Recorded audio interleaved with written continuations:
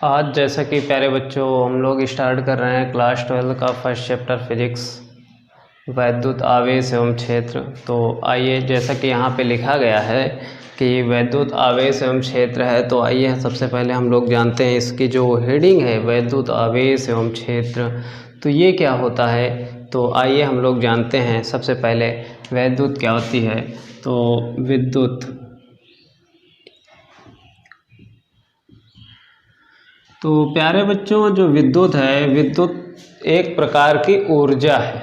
जैसा कि हम लोग जानते हैं हमारा प्राकृतिक जो है ऊर्जाओं का भंडार है, तो उसी प्रकार जो है विद्युत भी उसी में का एक स्रोत है जो उन ऊर्जाओं में शामिल होती है। तो ये भी ऊर्जा भी क्या है, विद्युत भी क्या है, हमारी एक ऊर्जा है। ऊर्जा है, हम ये कह सकते हैं कि ये विद्युत क्या है, ऊर्जा का एक रूप होता है। ऊर्जा का एक रूप होता है, यानी विद्युत भी ऊर्जा का एक रूप है। तो ये था प्यारे बच्चों आपका विद्युत क्या होता है। तो अब इसके बारे में बताया किसने था, अब बात कर लेते हैं इसके बारे में बताया कि किसने था। तो अंग्रेज वैज्ञानिक बेंजामिन फ्रैंकलिन ने इसके बारे में सबसे पहले बताया था। उन्होंने इस चीज़ के बारे में बताया कैसे, अमेरिका में कपड़ों के कागज़, ये जो वैज्ञानिक बेंजामिन फ्रैंकलिन थे, बेंजामिन फ्रैंकलिन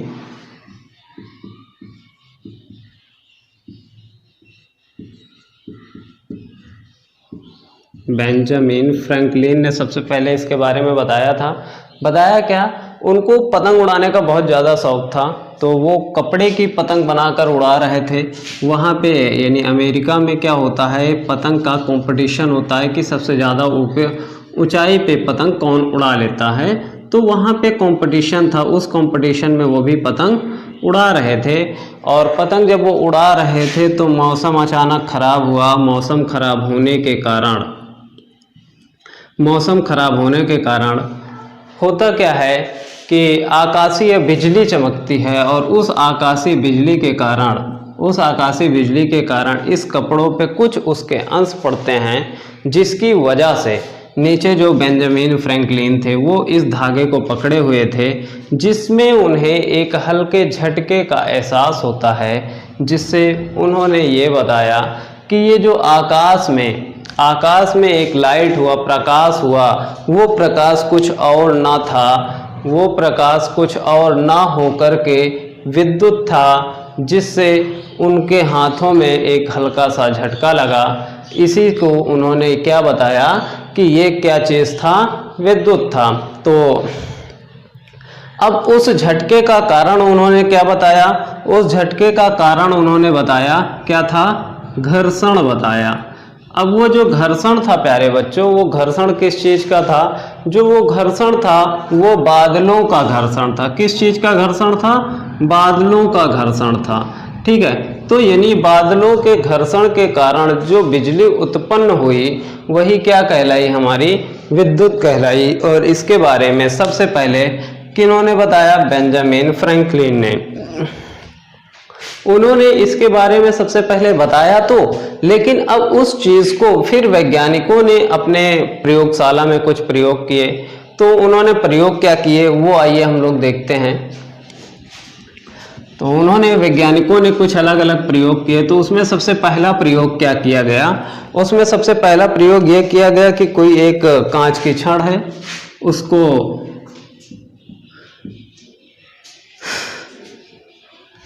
क्षण को क्या किया जाए, फावलिन या तो बिल्ली की खाल से रगड़कर लटका दिया गया। और लटकाने के बाद दूसरी एक छड़ इसके समीप लाई गई, वो भी कांच की ही छड़ थी, ये भी कांच की है, और दूसरी भी जो छड़ थी वो भी हमारी किस चीज़ की थी, कांच की छड़। इस छड़ को जब लाया गया तो इसमें देखा गया क्या करते हैं, ये दोनों एक दूसरे को रिपल करने का काम कर रही हैं, दूर भेजने का काम कर रही हैं। हम ये कह सकते हैं कि इनके बीच में क्या हुआ, प्रतिकर्षण होने लगा, यानी इन दोनों के बीच में प्रतिकर्षण होने लगा। तो ये पहला नंबर का प्रयोग था। फिर वैज्ञानिकों ने क्या किया, इसके बीच में कुछ अलग के परिवर्तन किए। फिर उन्होंने दूसरा कोई प्रयोग किया। प्रयोग में उन्होंने क्या किया, इसको हम लोगों ने किस चीज से रगड़ा था, हम ये कह सकते हैं बिल्ली की खाल से या बिल्ली के बाल से। बिल्ली की खाल से, बिल्ली की खाल से इस कांच के टुकड़े को रगड़ा गया या कांच की छड़ को रगड़ा गया, दूसरी कांच की छड़ को लाया गया समीप, तो दिखा क्या कि इनके बीच में क्या हो रहा है, प्रतिकर्षण हो रहा है। फिर उन्होंने क्या किया, दूसरा एक प्रयोग किया। उस दूसरे प्रयोग में उन्होंने क्या किया, ये फिर से लिया जो हम लोगों ने पहले लिया था, यानी कांच की छड़ जो बिल्ली की खाल से रगड़ी गई थी।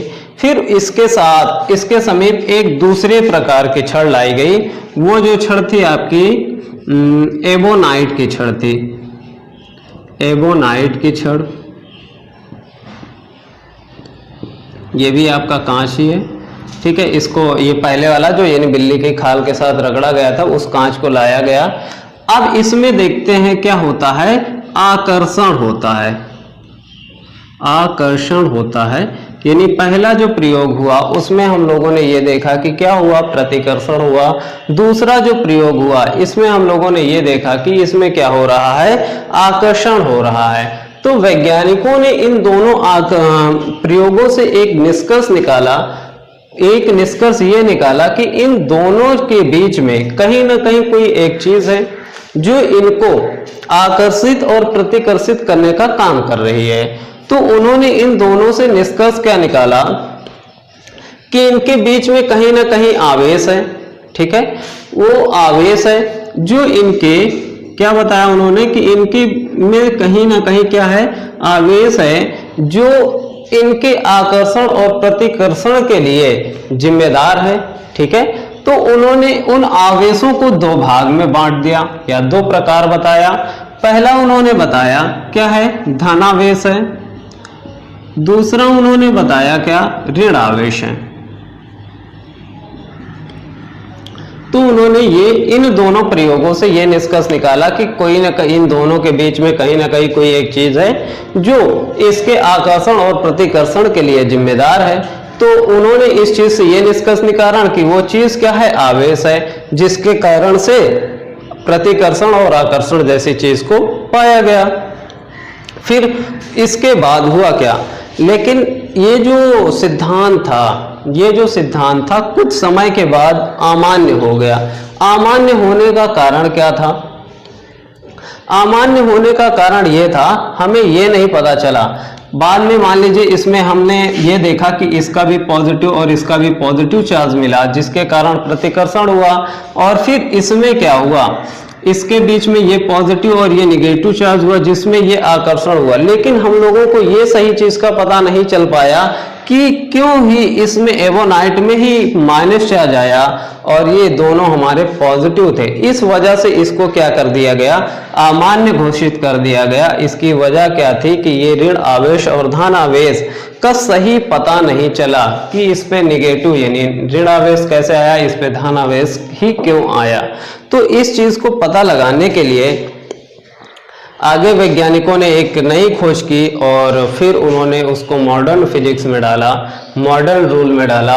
तो उससे ये पता चला कि ये जो आवेश हैं निगेटिव या धना, पॉजिटिव या निगेटिव, आप ये कह सकते हैं धन आवेश या ऋण आवेश कैसे हुए। तो आइए हम लोग देखते हैं उस मॉडर्न को जो उन्होंने बताया था।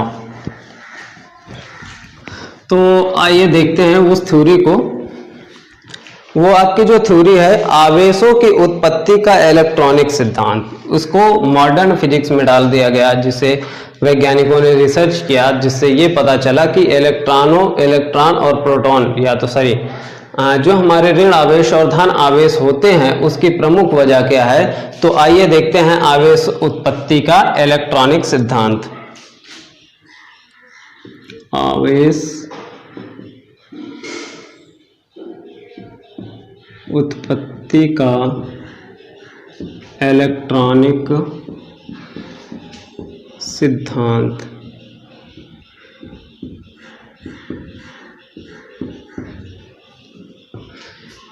इस सिद्धांत में किया क्या गया, इस सिद्धांत में दो विलगित गोले लिए गए, 2 विलगित गोले लिए गए और इन विलगित गोलों को क्या किया गया, इनके बीच में घर्षण कराया गया। घर्षण कराया गया। हमें पता है कि कोई भी आपका धातु है तो उसमें क्या होता है, उसके नाभिक में धनावेश और बाहरी कक्षाओं में ऋण आवेश होता है, और उससे सबसे लास्ट वाली कक्षा में जो इलेक्ट्रॉन होता है वो क्या होता है, नाभिक से बहुत ही दुर्बल बलों के द्वारा जुड़ा होता है। तो हुआ क्या, मान लीजिए ये आपके फर्स्ट ऑब्जेक्ट था, ये आपका सेकंड था। इनको जब आपस में घर्षण करवाया गया तो इनको घर्षण के बाद होता क्या है, जैसा कि हम लोग जानते हैं कि अपने हाथों को ही मान लीजिए रगड़ते हैं तो रगड़ते रगड़ते क्या होती है, ऊष्मा आ जाती है, गर्म होने लगता है हाथ हमारा। तो हम ये कह सकते हैं इसको कहीं ना कहीं बाहर से एनर्जी मिल जाती है। तो यहाँ पर भी इन गोलों के साथ भी वही हुआ कि ये होता क्या है कि जब इन दोनों को आपस में घर्षण कराया जाता है तो घर्षण करते करते इन गोलों को आपस में कहीं बाहर से एक ऊर्जा मिल जाती है, जिससे क्या होता है, ये अपने एक इलेक्ट्रॉन या एक से अधिक इलेक्ट्रॉन क्या करते हैं, मान लीजिए पहले वाले से निकलकर दूसरे वाले विलगित गोले में आ जाते हैं। तो जिसमें से निकलकर जिसमें जाता है, बात को समझिएगा फिर से, मान लीजिए पहले वाले से निकलकर दूसरे में जाता है, तो जिसमें से निकलकर जाता है वो हमारा कैसा हो जाता है, पॉजिटिव चार्ज का हो जाता है, और जिसमें पहुंचते हैं वो हमारा क्या हो जाता है, नेगेटिव चार्ज के हो जाते हैं। यानी यहाँ पे क्या हुआ, पहले क्या हुआ, इलेक्ट्रॉन और प्रोटॉन्स, या हम ये कह सकते हैं धन आवेश और ऋण आवेश हमारे बराबर थे। अब यहाँ से एक इलेक्ट्रॉन इधर चला आया तो यहाँ पे क्या हुआ, ऋण इलेक्ट्रॉन जाने की वजह से धन आवेश हमारा ज्यादा हो गया, तो इसलिए ये हमारा क्या हो जाता है, पॉजिटिव हो जाता है। और इसमें क्या होता है, इसने ले लिया यानी इलेक्ट्रॉन, इसमें क्या हुआ, नेगेटिव चार्ज की वैल्यू बढ़ गई, तो ये हमारा क्या कहलाता है, नेगेटिव चार्ज का कहलाता है या ऋण आवेशित कहलाता है। तो इसके बात करते हैं थ्योरी की कि इसको हमें लिखना कैसा है। तो हम ये कह सकते हैं, ये कभी कभी एग्जाम में पूछ भी लिया जाता है, तो हम ये कहेंगे जो चीज हम लोगों ने अभी पढ़ा है इसकी थ्योरी लिखेंगे कैसे, जब किन्हीं दो विलगित वस्तुओं को आप कह सकते हैं, वस्तुओं को आपस में रगड़ा जाता है तो पहली वस्तु से निकला हुआ इलेक्ट्रॉन दूसरी वस्तु में चला जाता है, जिससे पहली वस्तु धनावेशित और दूसरी वस्तु ऋणावेशित हो जाती है। तो ये था प्यारे बच्चों आपका आवेश उत्पत्ति का इलेक्ट्रॉनिक सिद्धांत। तो इस चीज को फिर से समझिएगा, जब किन्हीं दो विलगित गोलों को आपस में रगड़ा जाता है तो पहले गोले से, जब किन्हीं दो आवेशित वस्तुओं को किन्हीं दो विलगित गोलों को आपस में रगड़ा जाता है तो इनमें बाहर से कुछ ऊर्जा प्राप्त हो जाती है, जिसके कारण पहली वस्तु से या पहले गोले से एक इलेक्ट्रॉन या एक से अधिक इलेक्ट्रॉन निकलकर दूसरे वाले वस्तु में या गोले में आ जाते हैं, जिसके कारण पहले वाला गोला धनावेशित और दूसरा वाला गोला ऋणावेशित हो जाता है। तो ये था हमारा आवेश उत्पत्ति का इलेक्ट्रॉनिक सिद्धांत। आइए अब हम लोग देखते हैं आवेशों का क्वांटीकरण क्या होता है, आवेशों का क्वांटीकरण। आइए हम लोग देखते हैं आवेशों का क्वांटीकरण। आइए देखते हैं आवेश का क्वांटमीकरण क्या होता है। तो जैसा कि हम लोग को फार्मूला पता है Q = Na, तो यहाँ Q क्या होता है, ये इसका फार्मूला होता है। Q क्या है, किसी वस्तु पर कुल आवेश होता है, और n जो होता है, n हमारा क्या होता है, पूर्णांक होता है या पूर्ण संख्या कह लीजिए। तो ये हमारा n क्या होता है, पूर्णांक होता है, जैसे +-1 +-2 +-3, तो ये हमारे पूर्णांक हो गए। ई क्या होता है, ई होता है एक इलेक्ट्रॉन का आवेश। ई क्या होता है, एक इलेक्ट्रॉन का आवेश।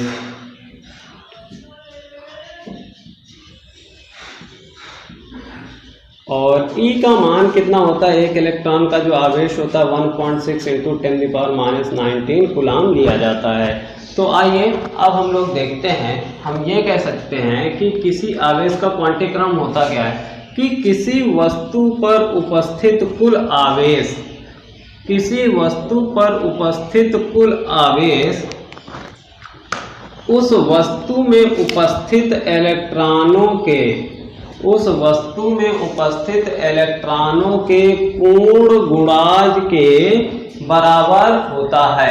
या हम ये कह सकते हैं कि किसी वस्तु पर उपस्थित किसी वस्तु पर आवेश, कुल आवेश की मात्रा उस पर उपस्थित इलेक्ट्रॉनों के पूर्ण गुणाज के बराबर होता है।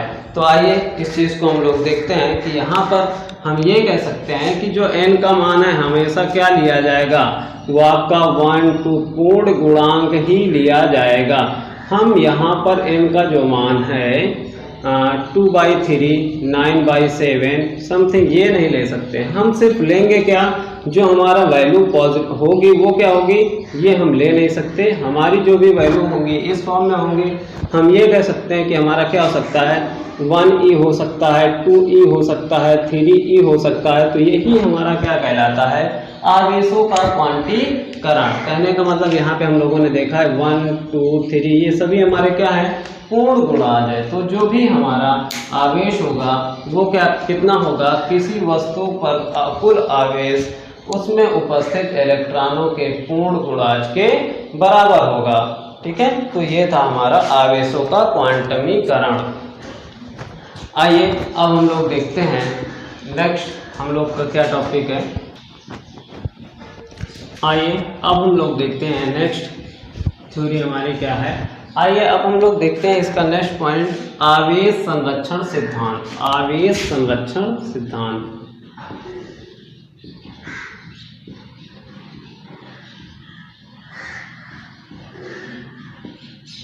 जैसा कि आप सभी लोगों ने पढ़ा है ऊर्जा संरक्षण सिद्धांत, तो उसमें आपने क्या पढ़ा था, ऊर्जा संरक्षण सिद्धांत में आपने ये पढ़ा था कि ऊर्जा को ना तो पैदा किया जा सकता है ना खत्म किया जा सकता है, सिर्फ ऊर्जा को एक रूप से दूसरे रूप में बदला जा सकता है।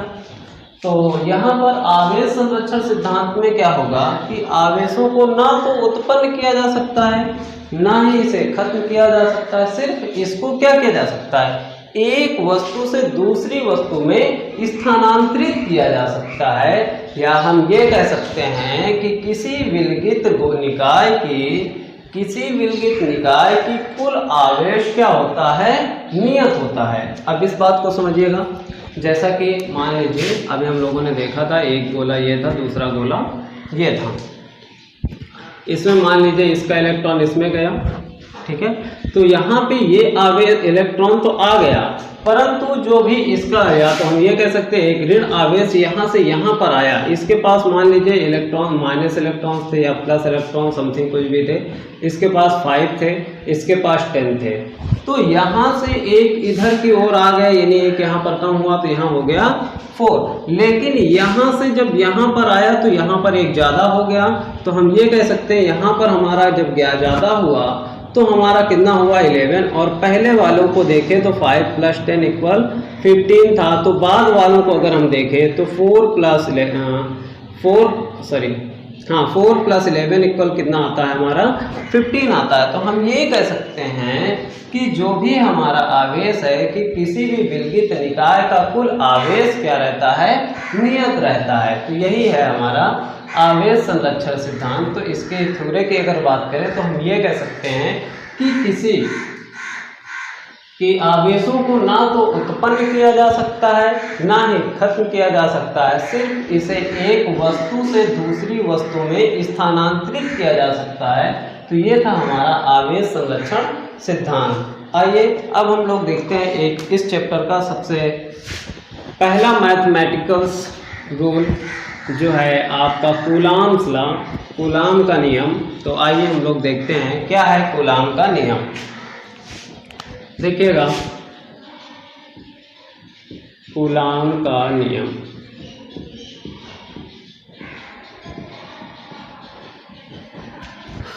तो सबसे पहली बात आती है इसके कूलाम के नियम में कि कूलाम ने बताया क्या था, तो आइए हम लोग जानते हैं। कूलाम ने इसमें यह बताया कि मान लीजिए कोई दो बिंदु आवेश है, ठीक है, और इनके बीच की दूरी r, क्या है, r है, इनके बीच की डिस्टेंस r है, और इनके बीच में लगने वाला आकर्षण अथवा प्रतिकर्षण बल, आकर्षण और प्रतिकर्षण क्यों हो सकता है, मान लीजिए ये हमारा आवेश Q1 है और ये हमारा Q2 है।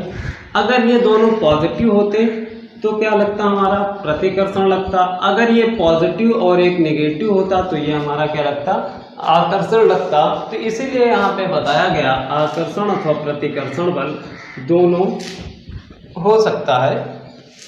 तो उन्होंने ये बताया कि इनके बीच जो भी हैं हमारे, मान लीजिए एक आवेशीय है, दो बिंदु स्थिर आवेश हैं, स्थिर बिंदु आवेश Q1 और Q2 हैं, इनके बीच में की दूरी जो है r है, तो इनके बीच का लगने वाला जो बल आकर्षण अथवा प्रतिकर्षण बल है वो दोनों आवेशों के गुणनफल के अनुक्रमानुपाती तथा बीच की दूरी के वर्ग के व्युत्क्रमानुपाती होता है। तो आइए इसी चीज़ को लिखते हैं। बताया गया F is directly proportional Q1 Q2 होता है, ये हमारा स्टेटमेंट नंबर फर्स्ट था। फिर सेकंड स्टेटमेंट में उन्होंने कथन में क्या कहा अपना, कि जो ये बल है, ये बल क्या होता है, बीच की दूरी के वर्ग के, बीच की दूरी के वर्ग के व्युत्क्रमानुपाती होता है। तो ये हमारा सेकंड स्टेटमेंट मिल जाता है। अब इन दोनों कथनों को मिला दिया जाए तो हम ये कहें समीकरण 1 व 2 से, समीकरण 1 व 2 से हमको मिलता क्या है, इन दोनों समीकरणों को मिला दिया जाए तो हमें मिलेगा F is directly proportional Q1 Q2 upon r²। अब हमें पता है कि जब प्रोपोर्शनल को हटाया जाता है तो राइट साइड में एक कांस्टेंट वैल्यू लग जाती है। तो यहाँ पर देखिए कांस्टेंट क्या लग रहा है, F is equal to K Q1 Q2 upon r²। तो ये हमारा मिल जाता है कांस्टेंट। यहाँ पे जो K है, इस K की वैल्यू उन्होंने बताया था, उन्होंने K की इस K की वैल्यू माना था K equal to 1/4 pi epsilon naught. तो यहाँ पे जो ये एप्सिलॉन नॉट है, ये K की वैल्यू आ गई। यहाँ पे इनकी वैल्यू उन्होंने बताया था 1/4 पाई एप्सिलॉन नॉट इक्वल 9 × 10⁹। अब यहाँ पे एप्सिलॉन क्या है, तो एप्सिलॉन है भैया निर्वात की वैद्युतशीलता, निर्वात की वैद्युतशीलता।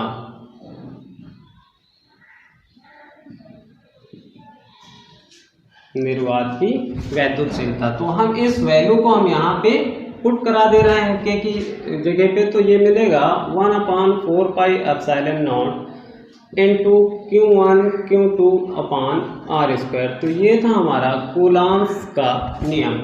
अब यहाँ पे कूलाम के नियम में जो हम लोगों ने निकाला फोर्स है, तो इसकी यूनिट क्या हो जाएगी, इसकी यूनिट होगी न्यूटन। तो ये थे इसकी यूनिट। अब यहाँ पे कभी कभी हमसे ये पूछ लेता है एकांक आवेश के लिए, तो एकांक आवेश को भी हम लोग यहीं से आसानी से डिस्क्राइब कर सकते हैं, निकाल सकते हैं। तो आइए हम लोग इसको भी देख लेते हैं। मान लीजिए F की वैल्यू 9 × 10⁹ हो, 9 × 10⁹ हो, Q1 equal Q2 equal Q हो, और R का जो मान है वो हमारा 1 हो। तो अब यहाँ पे जो वैल्यू आएगी वो कितनी होगी, आइए हम लोग देखते हैं। इसी चीज़ को फिर से देख ले रहे हैं। एकांक आवेश के लिए, एकांक आवेश के लिए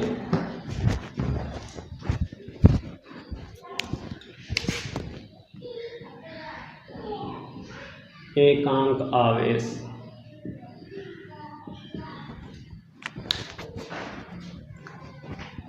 एकांक आवेश। आइए देखते हैं क्या होता है एकांक आवेश। तो जैसा कि हमने बताया क्या हो, F की वैल्यू कितना हो, 9 × 10⁹ हो, Q1 इक्वल Q2 इक्वल कितना हो, Q हो, और जो हमारा R है, R की वैल्यू 1 मीटर हो। तो ये कितना होगा, तो आइए हम लोग देखते हैं। इन वैल्यू को इस वाले फार्मूले पे पुट कराते हैं। तो यहाँ पे हम लोग देखेंगे f की वैल्यू मिल जाती है हमारी 9 × 10⁹ और हमें पता है इसकी वैल्यू हमें ऑलरेडी पता है 9 × 10⁹ होती है इंटू Q1 और Q2 की वैल्यू कितना हो गई, Q हो गई, तो हम ये कह सकते हैं Q इंटू Q अपान R की वैल्यू हमारे पास कितना हो गई 1। तो ये हमारी वैल्यू कितना आती, ये और ये कैंसिल हो जाएगा, तो यहाँ से मिलेगा Q² = 1। तो हम Q इक्वल ये कह सकते हैं ±1। तो ये था हमारा एकांक आवेश। और इसको अब हम लोग लिखते कैसे हैं ये अब हम लोग देखते हैं। लिखेंगे कैसे कि जब निर्वात में या वायु में, जब निर्वात या वायु में दो समान प्रकृति के आवेश एक दूसरे से 1 मीटर की दूरी पर उपस्थित हों और उनके बीच में लगने वाला प्रतिकर्षण बल 9 × 10⁹ हो, 9 × 10⁹ न्यूटन हो, तो उस आवेश को हम एकांक आवेश कहते हैं। फिर से समझिएगा, जब दो आवेश निर्वात अथवा वायु में एक दूसरे से 1 मीटर की दूरी पर उपस्थित हों और उनके बीच लगने वाला प्रतिकर्षण बल 9 × 10⁹ हो। अब यहाँ प्रतिकर्षण बल हमने क्यों कहा, क्योंकि यहाँ पर जो आवेश हैं वो दोनों समान प्रकृति है, इसलिए यहाँ पे जो भी लगेगा बल वो हमारा क्या होगा, प्रतिकर्षण बल होगा। तो कार्य करने वाला प्रतिकर्षण बल 9 × 10⁹ हो, तो उस आवेश को हम लोग क्या कहेंगे, एकांक आवेश कहते हैं। तो ये था हमारा आज का टॉपिक। तो अगले नेक्स्ट टॉपिक में हम लोग देखेंगे इसके आगे की सारी चीज़ें। तो इस आगे की सारी चीज़ों को हम लोग नेक्स्ट वीडियो में पढ़ेंगे। तो ये था हमारा